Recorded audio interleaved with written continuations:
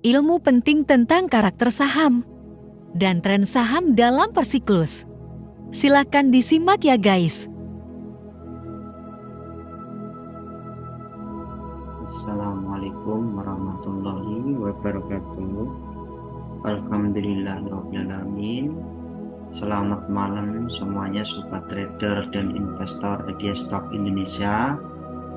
Malam ini saya akan memberikan suatu ilmu penting bagi teman-teman yang menyimak video ataupun di YouTube maupun TikTok. Malam ini saya akan ngasih tips bagaimana mempelajari karakter saham di Bursa Efek Indonesia atau IHSG atau Indeks Saham Gabungannya. Jadi teman-teman, di sini sudah saya jabarkan, yaitu ini sudah saya jabarkan aplikasi untuk trading ataupun kita nabung saham. Jadi di Bursa Efek sendiri itu ada, kalau dulu waktu saya di tahun 2020 awal 2021 waktu belajar saham bagaimana cara trading swing, itu ada sekitar 880 sahamnya yang diperdagangkan di Bursa Efek Indonesia. Nah, seperti itu poin yang pertama. Nah, yang kedua teman-teman, waktu karakter saham itu sebenarnya bermacam-macam ya. Dari 883 saham itu nanti itu dibagi lagi ke berbagai kelompok. Tujuannya itu untuk memilah-milah mana yang disebut dengan saham yang big cap atau kapitalisasinya besar, atau small cap ataupun middle cap, seperti itu. Nah, contohnya misalnya saham-saham yang kapitalisasinya besar, macam misalnya BBRI ya kan, dan BBRI ini saham yang besar, misal pemerintah, misalnya lagi di BNI, ya seperti. Nah, ini saham-saham yang besar seperti itu. Tapi saham-saham yang tengah, misalnya saham selain LQ45, misalnya SIDO ya, SIDO kayak gini teman-teman. Nah, ini saham SIDO, jadi market cap-nya itu kecil, nilai kapitalisasinya biasanya di bawah 10 triliun. Sedangkan kalau saham-saham macam-macam BBRI itu biasanya kapitalisasinya besar, seperti itu ya teman-teman. Nah, kemudian fokus saya di pembahasan saya malam ini adalah yaitu ini karakter saham berdasarkan area support dan resisten.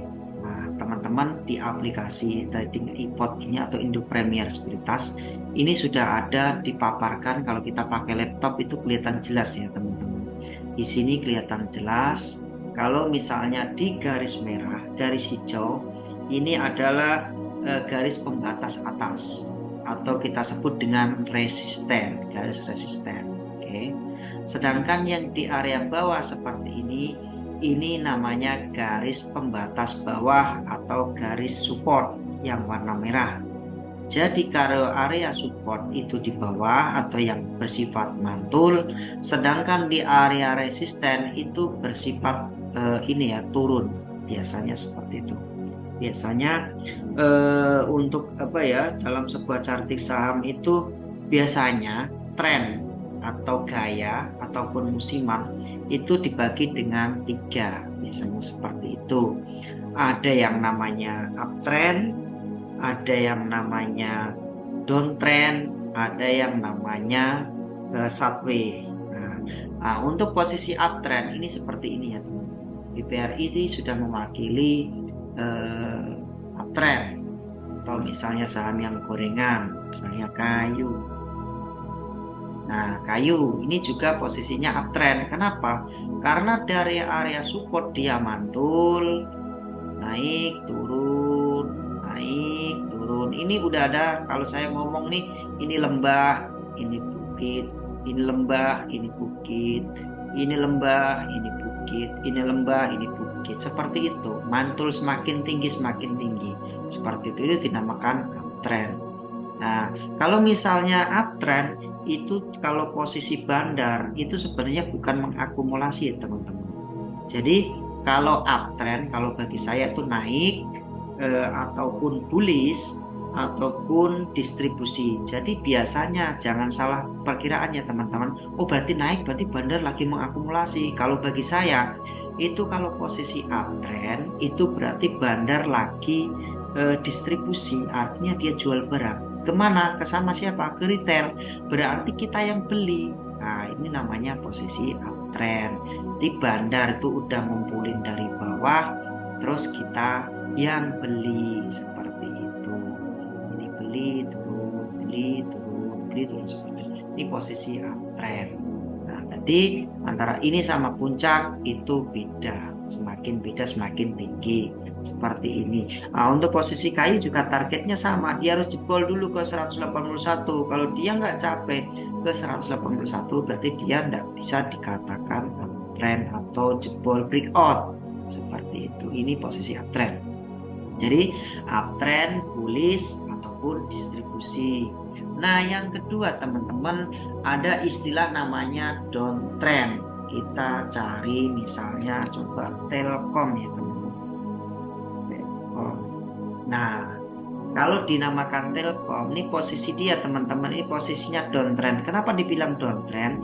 Karena dari puncak ke lembah itu semakin turun. Ini puncak lembah, ya kan? Puncak lembah, semakin turun, semakin turun.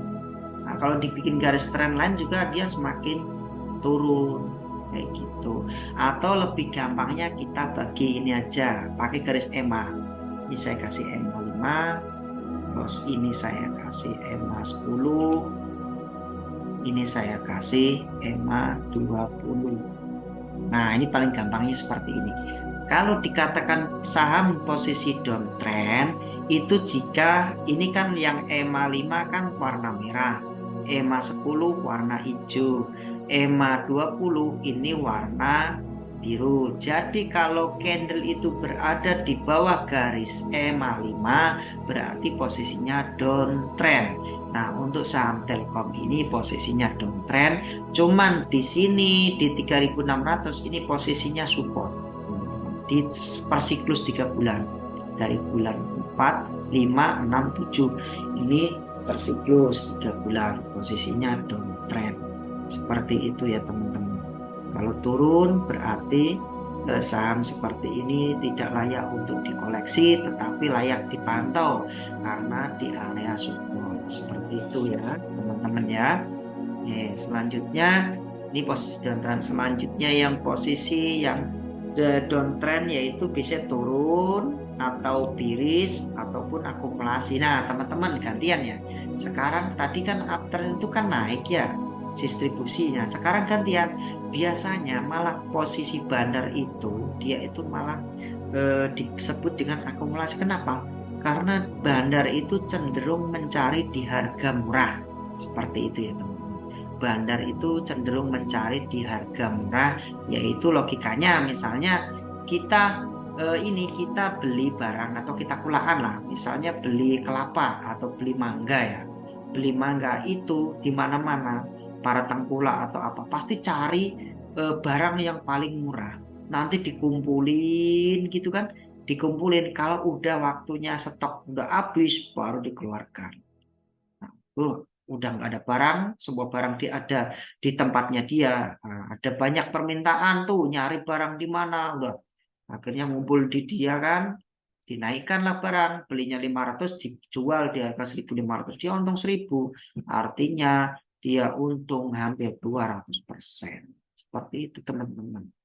Nah, itu namanya akumulasi atau mengumpulkan barang pada posisi downtrend. Jadi downtrend, bearish ataupun akumulasi. Nah, itu pengertian bagi saya. Oke, selanjutnya ada lagi yang namanya ini ya, sideways atau posisinya dia itu lagi konsolidasi. Nah, ini seperti ini ya teman-teman. Di posisi sideways itu seperti ini. Posisi sideways seperti ini ya. posisi sideways ataupun